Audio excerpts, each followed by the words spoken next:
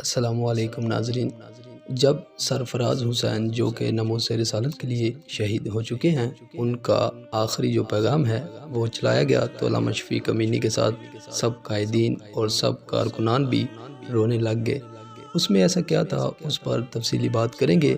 ناظرین، سرفراز جو کہ عاشق رسول ہیں اور حضور صلی اللہ علیہ وآلہ وسلم کے لیے اپنی جان کا نذرانہ پیش کر چکے ہیں، ان کا اپنی بیوی کے لیے آخری پیغام یہ تھا کہ میں نے سنا ہے کہ عاشقان رسول کے ساتھ پولیس والوں کی لڑائی ہو رہی ہے اور میں بھی وہاں جا رہا ہوں۔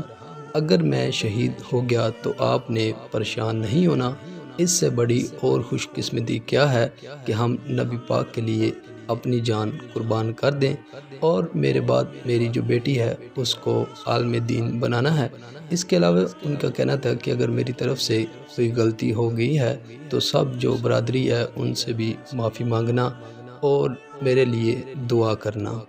ناظرین، یہ ان کے آخری الفاظ تھے۔